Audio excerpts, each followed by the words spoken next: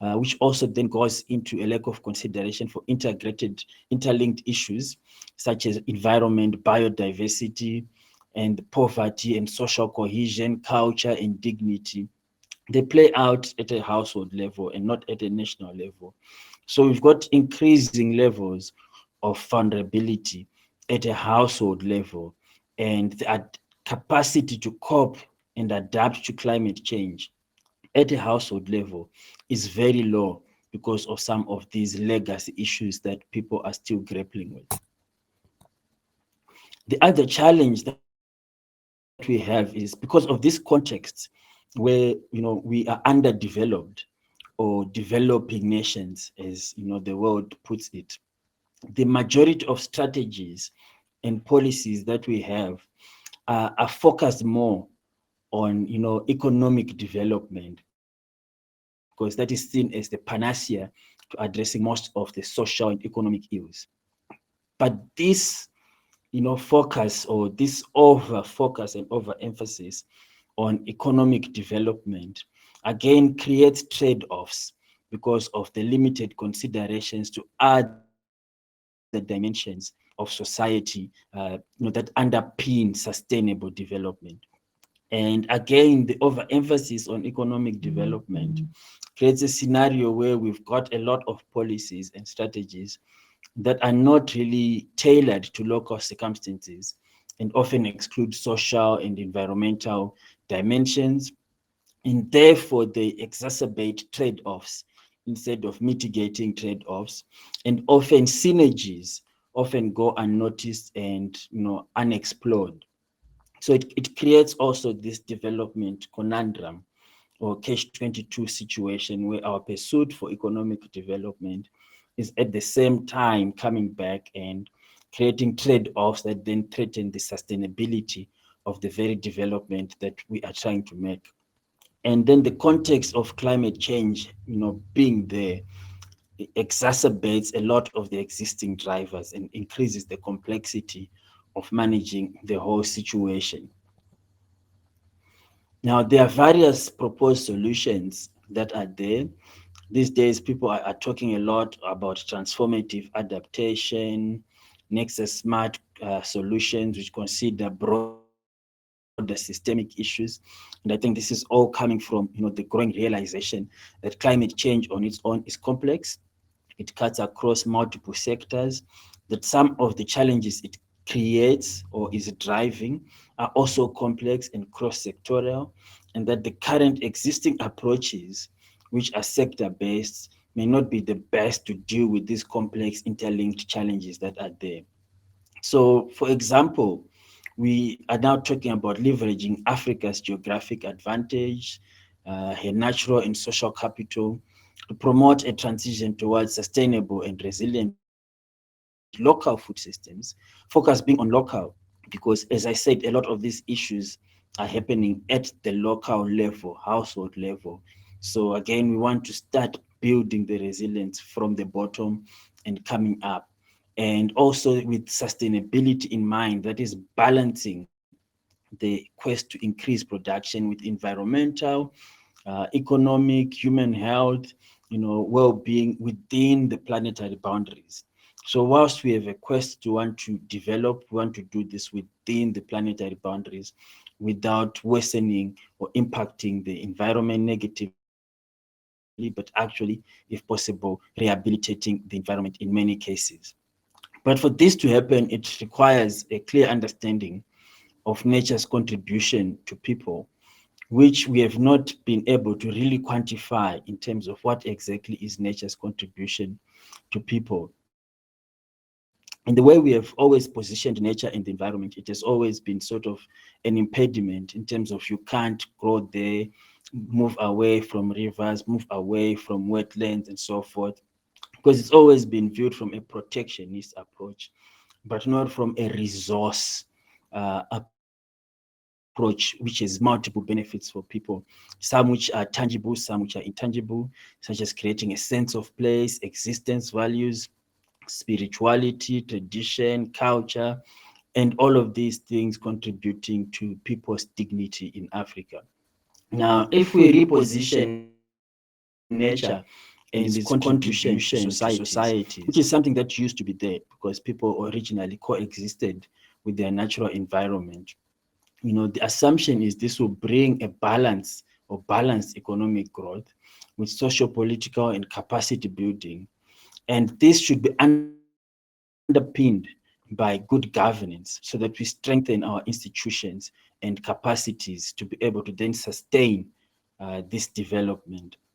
And a major part of this thinking is, centering again at the local levels and empowering local people, not just in getting them to improve their, adaptive capacities, but also in allowing and creating spaces for the local solutions to emerge and to be promoted to global challenges. So this is part of the thinking. So today I'll talk through, how looking at Africa and her diversity, focusing on the people and the nature that we have, what we think, or one of the things that we are thinking about doing and promoting in Africa. So I do a lot of work around underutilized indigenous and traditional crops. And there's been a lot of talk around promoting sustainable food systems that are underpinned by locally adapted indigenous and traditional crops. And research has shown that, a lot of these crops, which are the product of landless agriculture and hundreds of years of local farmer selection and development. So farmers themselves are breeders, and often we do not take that into consideration, that farmers have been breeding throughout hundreds of years. They've been deliberately selecting and saving seed from the most nutritious, from the most tolerant crops and varieties, and for specific purposes and times. So the agrobiodiversity that currently exists is not in essence random. There's been a very deliberate farmer selection or a farmer breeding approach that has led to it. And a lot of this has tolerance to abiotic stresses such as drought and heat, and is suited to several harsh agroecologies which typify the semi and arid regions of Africa. And it is suitable to niche and, low input environments where we know that major crops such as maize, your soybean, and so forth do not perform as well, or would require a lot of external inputs to support their growth.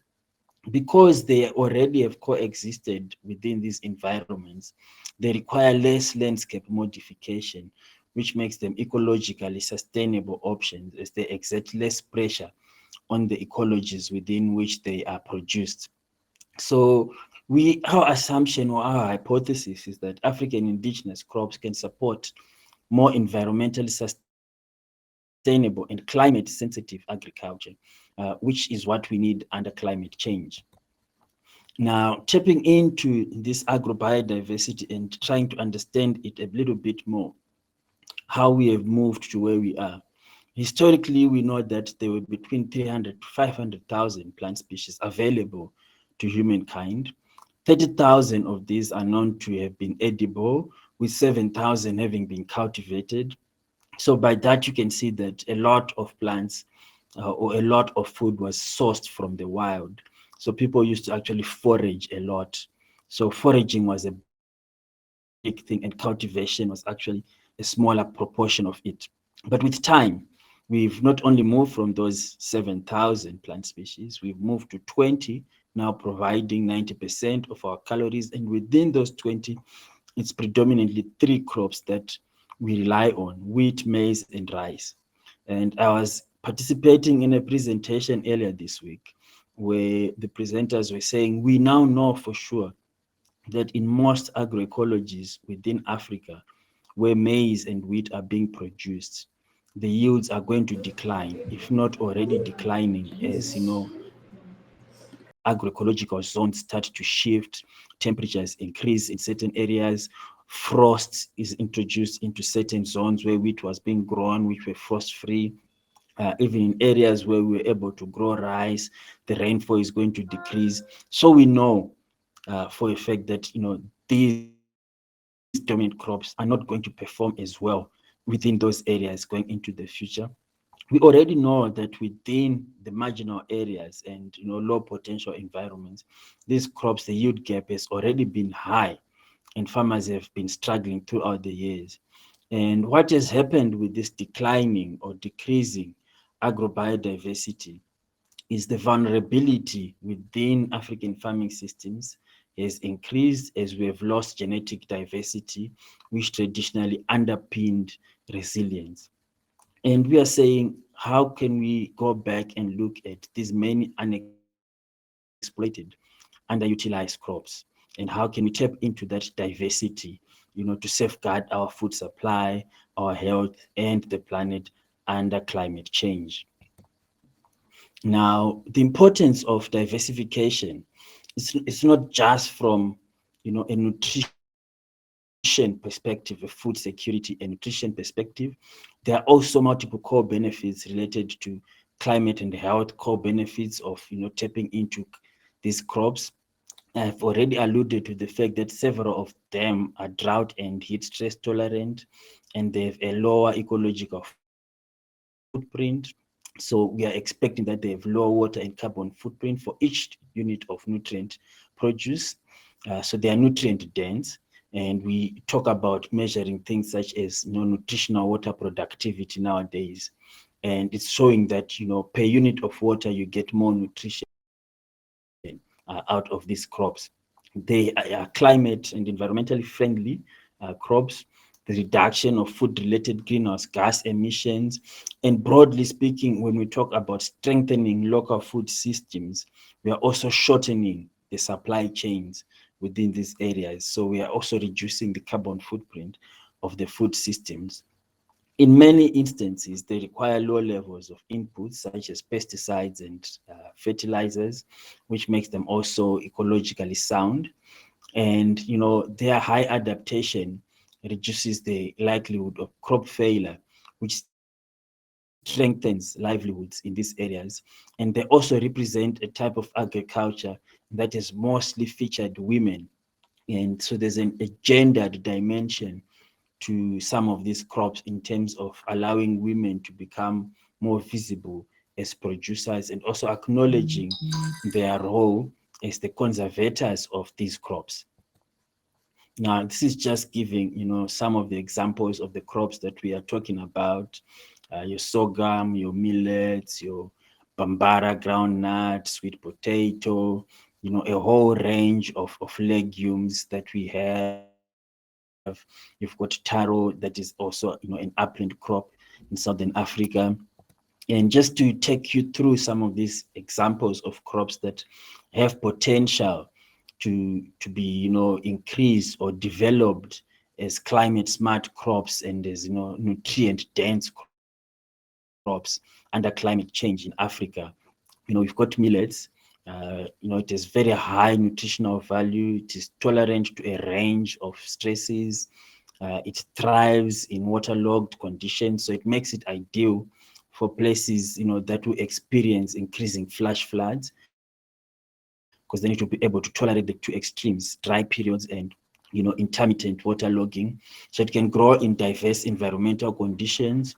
Our climate modeling is showing us that millets and sorghum are projected to increase not just in yield, but also in terms of the areas that are deemed suitable for their production, and also in terms of their water productivity. So we have mapped these things, and we know these crops are going to increase in terms of that suitability and water productivity.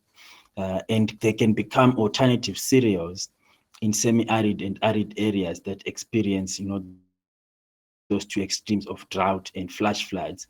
And research has also shown that, they suit well in mixed cropping systems or, mixed farming systems, and they serve multiple uses, not just human consumption, but they're also good for animal feed.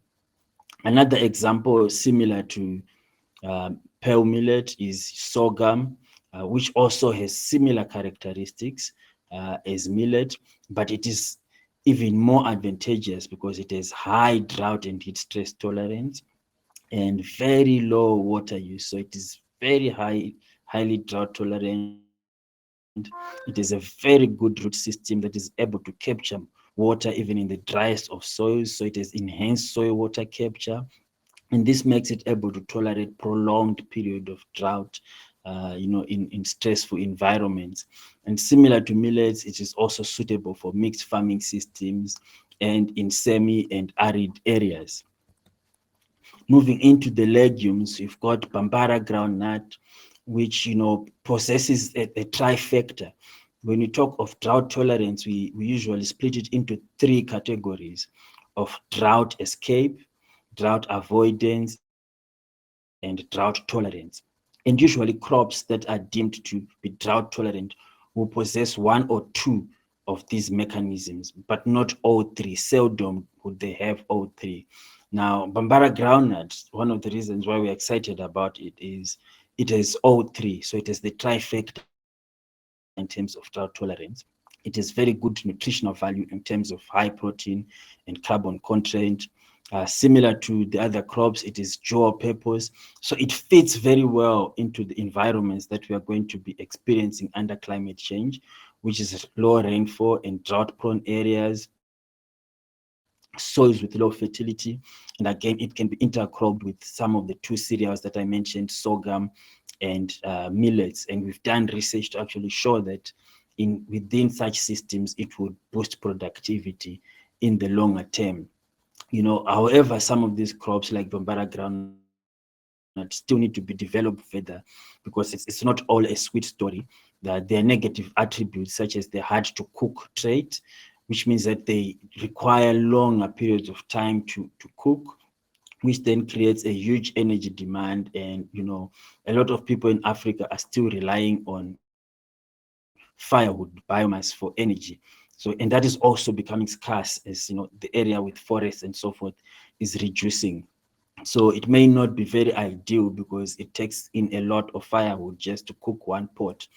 But those are areas now where research can come in and develop the crop to do away with those hard to cook properties, and to do away with some of the anti-nutrient properties that are there. So there's still a role for science to further develop these crops. Turf in East Africa and now being produced increasingly here in Southern Africa also contains high amounts of starch and protein. It is a nutrient dense cereal. It is gluten free, again tolerant to a range of stresses, drought, waterlogging, and can grow in diverse areas, and again very ideal for mixed farming systems. And these are some of the things that we are looking at under climate change. Cowpea, similar to Bambara groundnut, which I just talked about, but a little bit more developed than Bambara groundnut because it has received some considerable research attention and has been improved to, by and large to a good degree.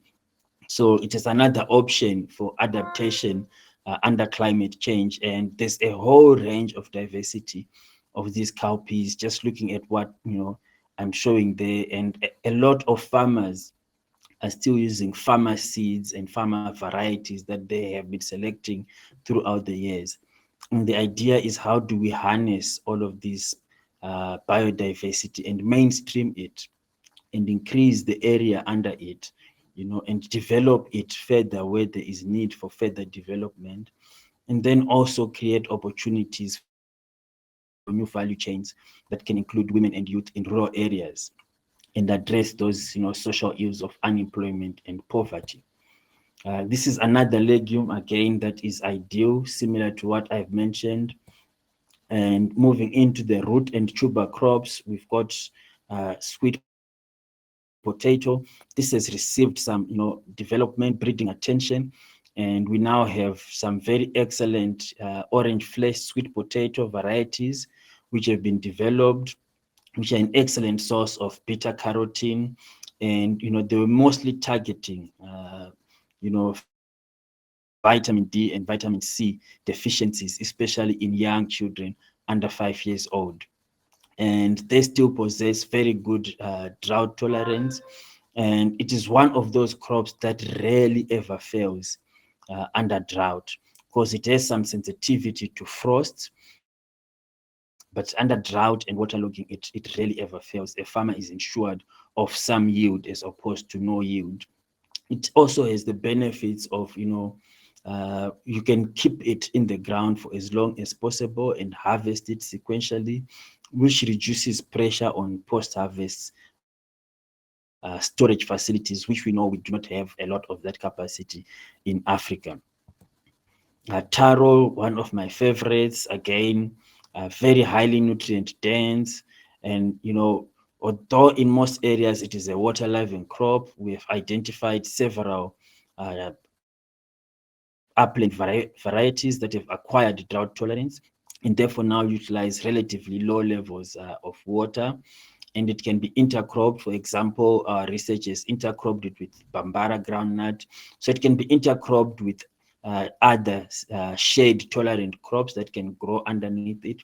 And it can also be intercropped within agroforestry systems, as it itself is shade tolerant. So it can form part of agroforestry systems as part of climate change adaptation in the tropics. And importantly, it is very nutritious. So we're talking about crops that are not only suitable under climate change, but that also address, nutrition outcomes within poor rural communities. This is another example again, marama bean. We've got in the leafy vegetables, we've got things such as amaranth, which is now really taking off in South Africa. They've now made noodles with amaranth. So again, this is another potential crop. Originally, it's viewed as a weed, but it can actually be domesticated, and there are now some improved varieties of it that are available and can be commercially produced. And it is highly drought tolerant, water smart, and nutrient dense, and can fit into a wide range of cropping systems. When we did suitability mapping for it, we found that it was suitable for almost all areas in South Africa, which means it has high environmental adaptability. Another leafy vegetable that is not commonly known and utilized is spider plant, Cleome gynandra. Almost similar characteristics as amaranth, and highly adapted to a range of environments. And again, can be promoted within mixed farming systems. So without increasing the area under production, you can fit them within the same area, as they can easily be intercropped with your cereals or your root and tuber crops, the staple crops. And they can be harvested and grown throughout the year, thus providing households with a stable supply of food and also diversifying the nutritional base that households are able to tap into.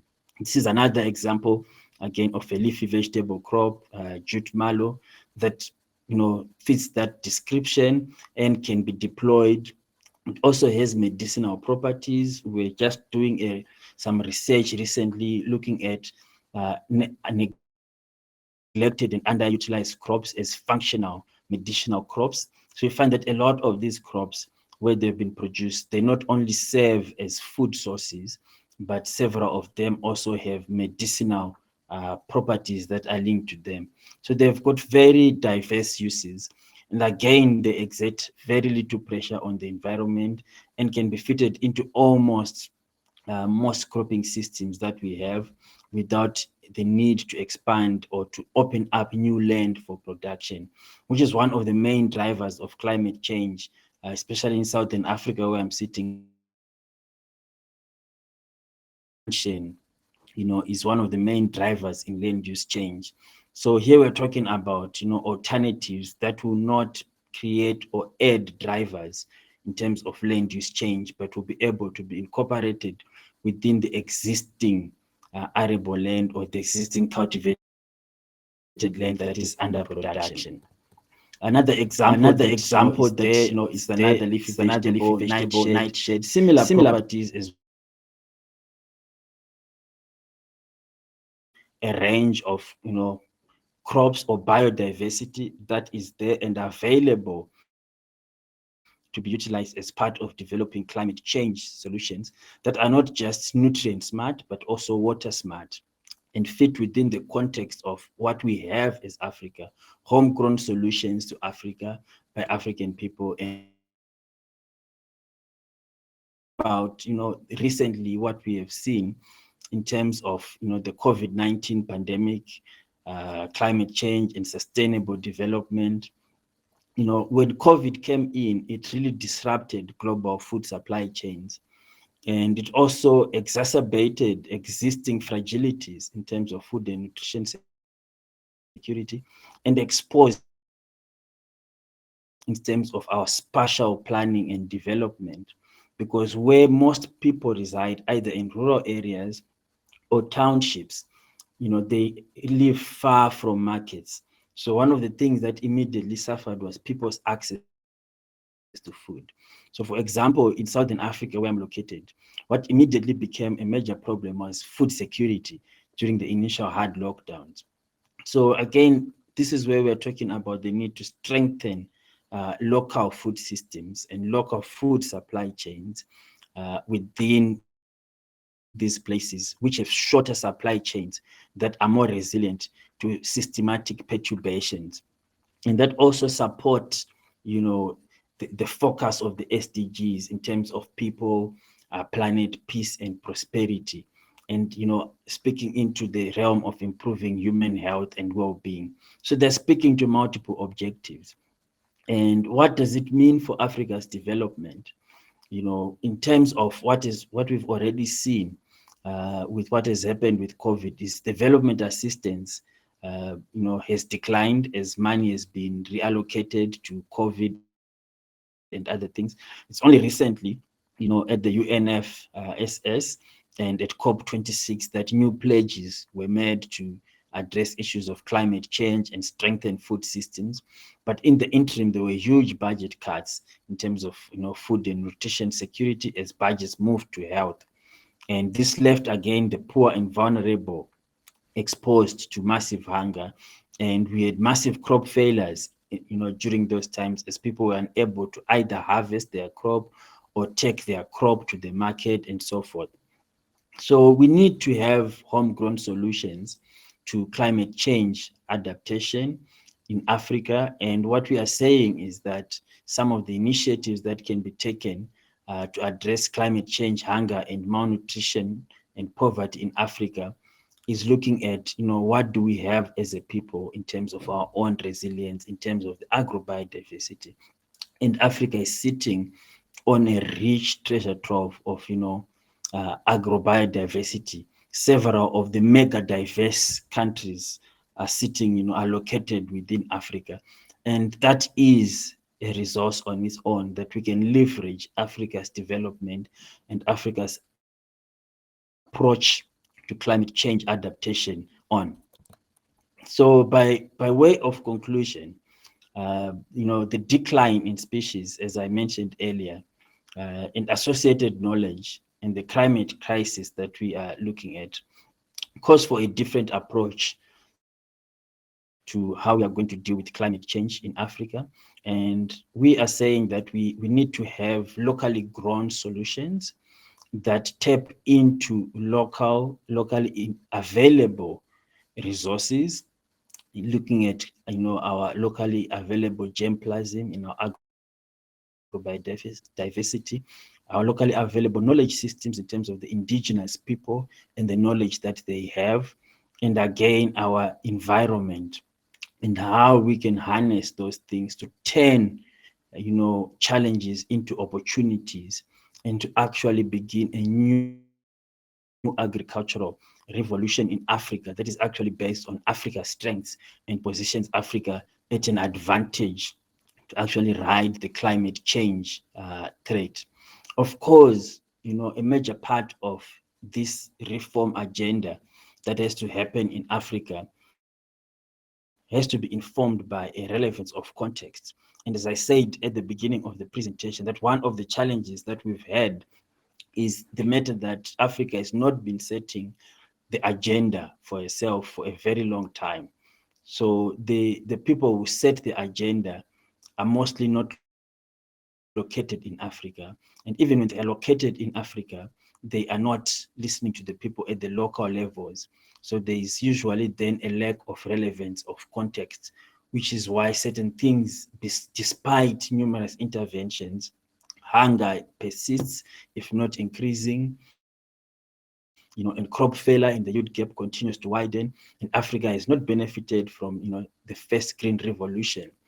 We can change this by underpinning, our sustainable and resilient food systems on the agrobiodiversity that we have.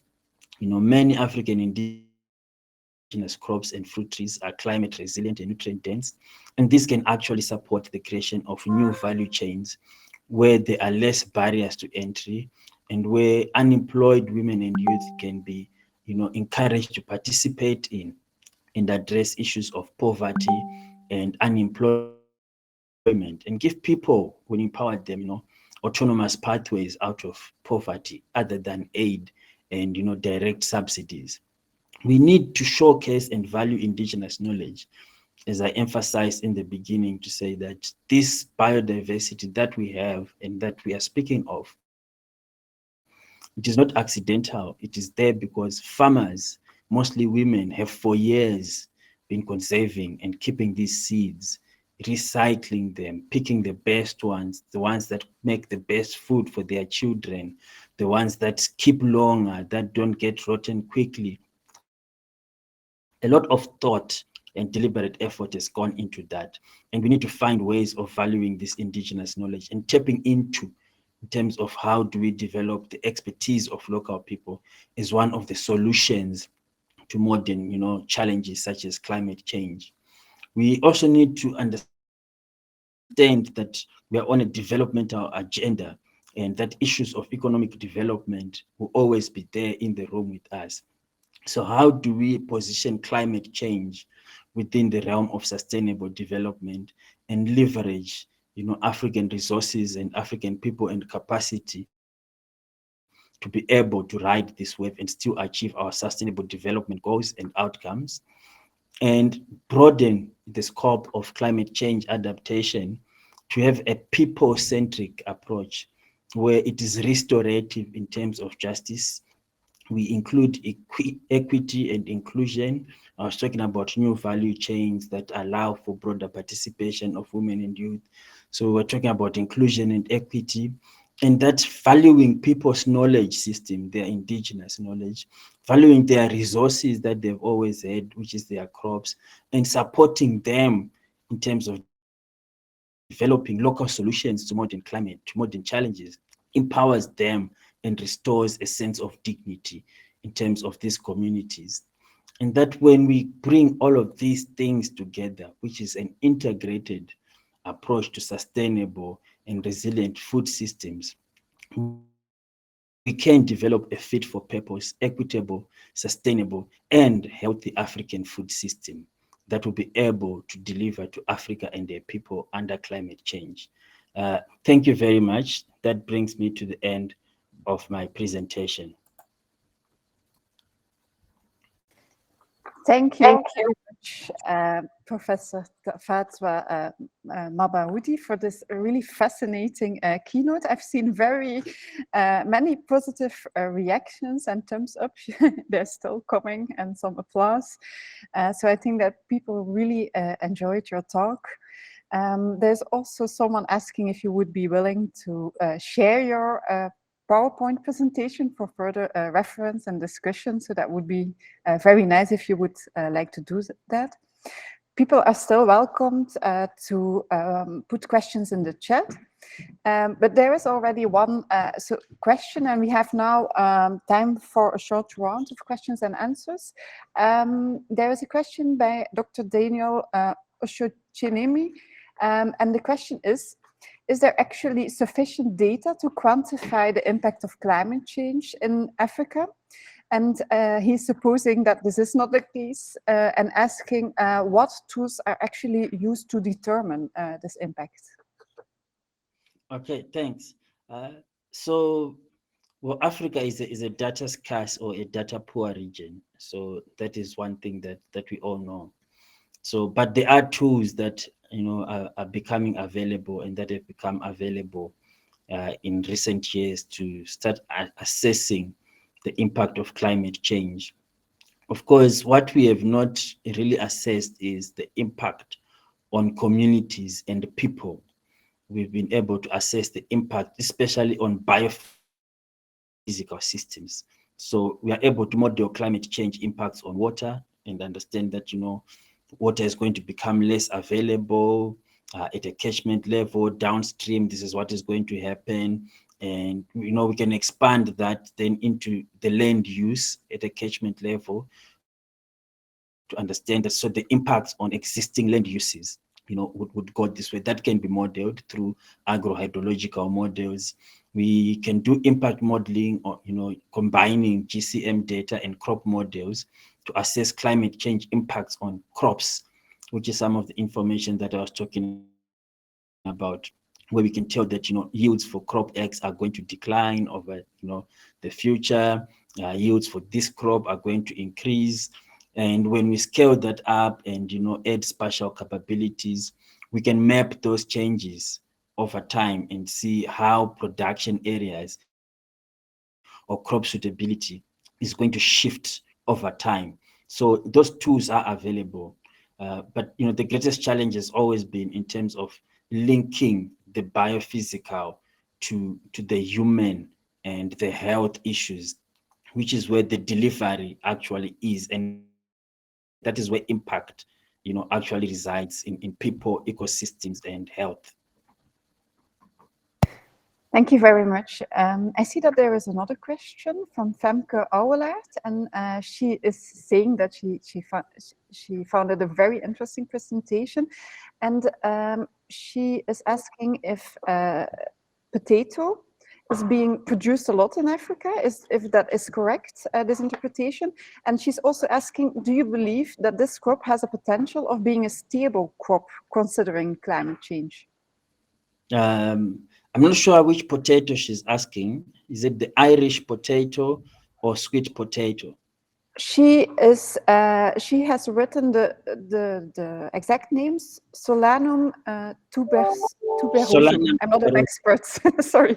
Solanum tuberosum. So Yeah, that is the yeah. Irish potato.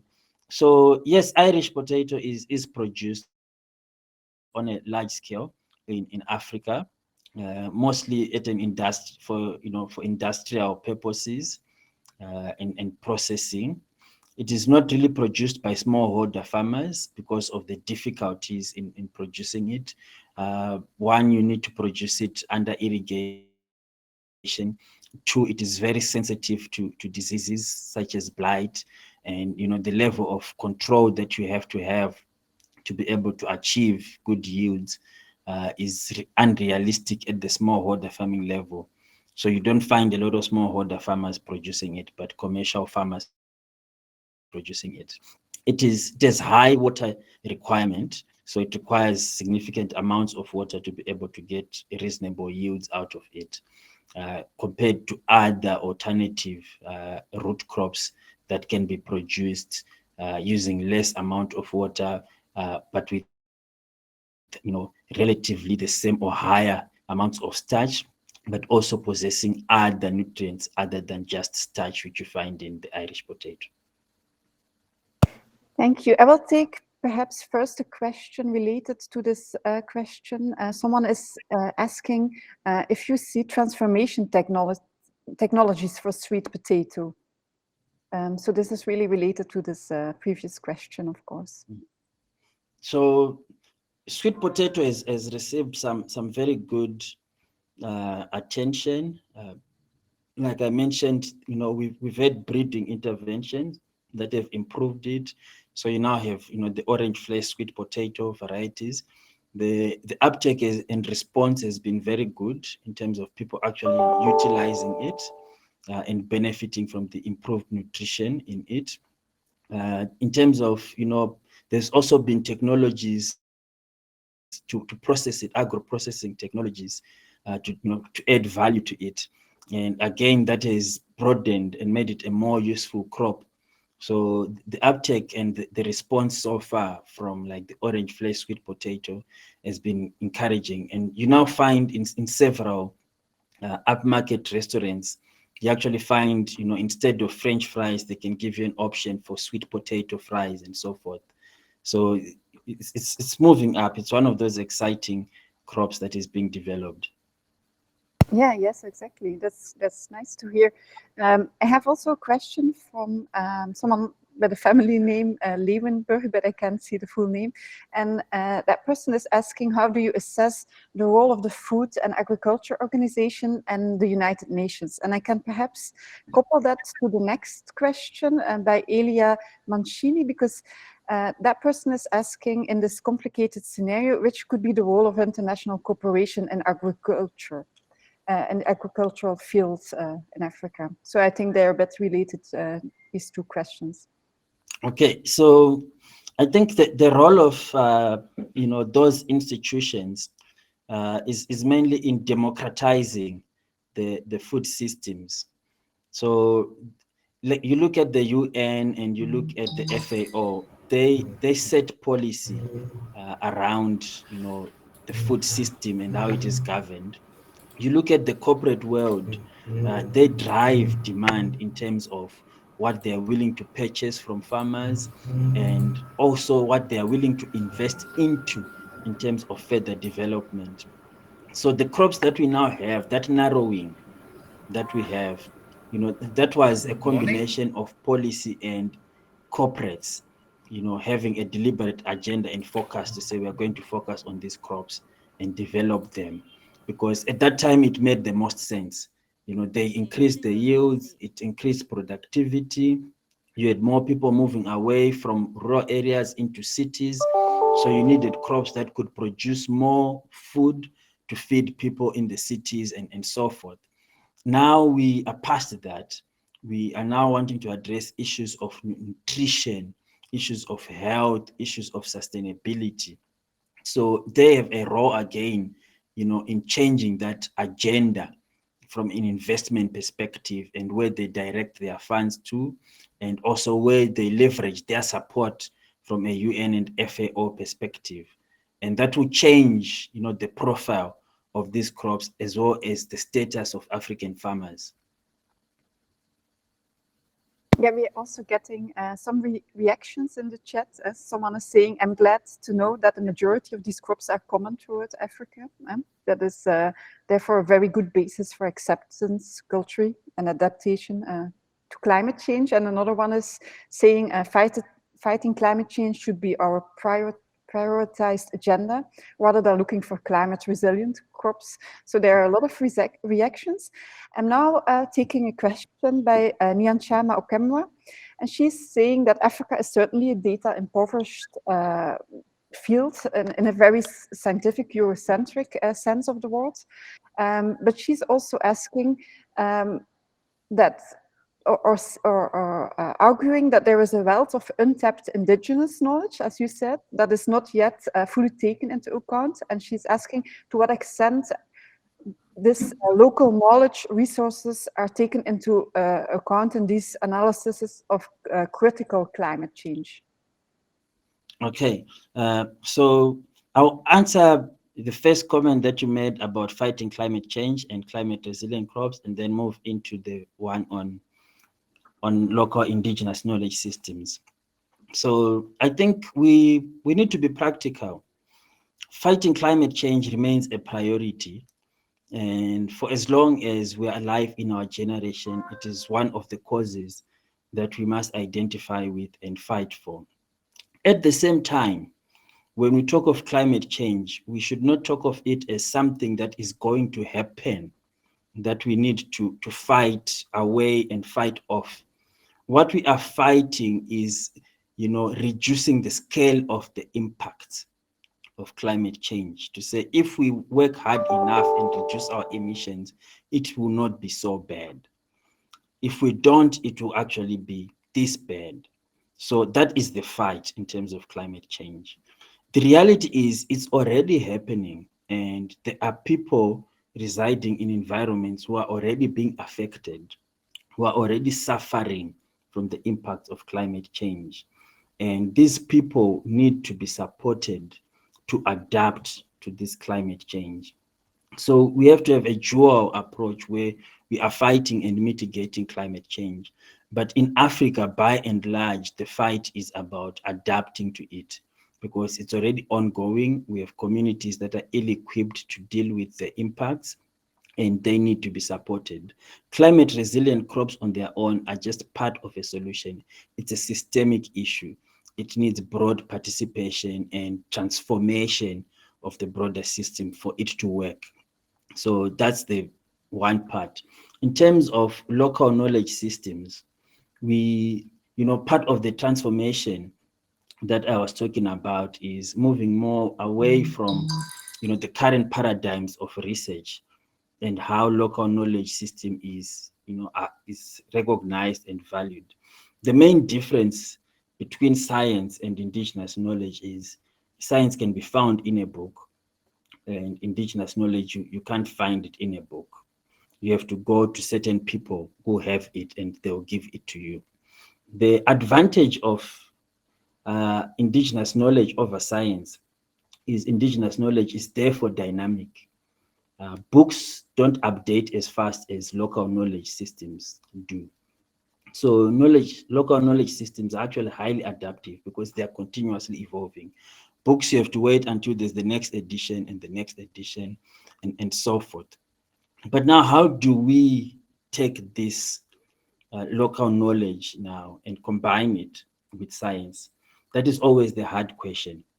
The solution, which I don't know if it is the solution, but I speak from practice. What we have done through practice is to promote inclusion, participation, because it is through participation and inclusion that the local knowledge is able to come into the planning. So these days we talk about, co-creation, co-design, and all of, the core. Yeah, but those are not just fancy buzzwords. They're actually impactful words, because if you create those platforms, that is where now you can start integrating. People start having a voice. Importantly, the core implementation is what gives validation to the people's knowledge when you actually then take it into implementation and they see that our knowledge is being valued. So that's from experience. It might work out differently elsewhere. Okay, I was just wondering if you have time for a very last question, and I think there is time for just one more, but I see that there are many more questions in the chat, and I would recommend everyone to discuss this later personally or informally with you in one of the coffee breakout rooms.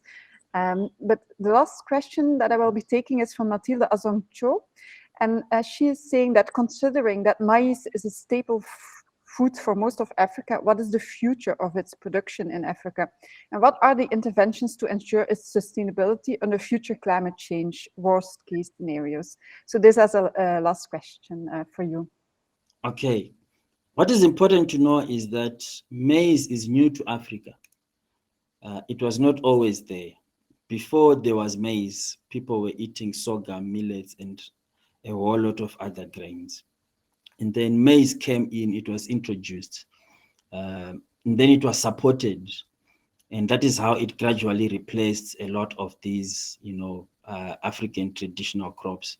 And there was a market. So it came with, accompanying infrastructure. There were grain marketing boards set up. There was a market set up, so, and people had to earn money. So growing maize made sense because you could sell it and earn money, pay your taxes for your cows and so forth.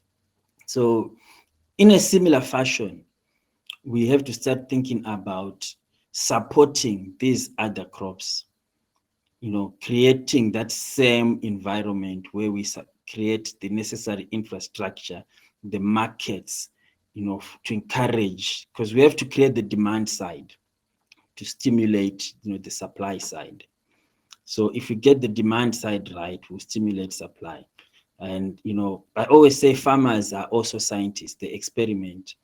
If you allow them over time to grow both crops within their system, over time, they will naturally move towards the crop that is rewarding them the most, that is meeting their, livelihood goals and targets. So the main objective is, how do we start supporting these crops that we know from a science perspective are going to be able to perform well in the environments. We know maize is not going to be able to perform well in certain environments, not all environments. So it's not a replacement agenda, but it's about creating alternatives and ensuring that everyone has a choice that works for them where they are, and that all those alternatives have equal support. Thank you so much for this nice Q&A, and also for your very enriching presentation, Professor Mabhaudhi. Thank you once again.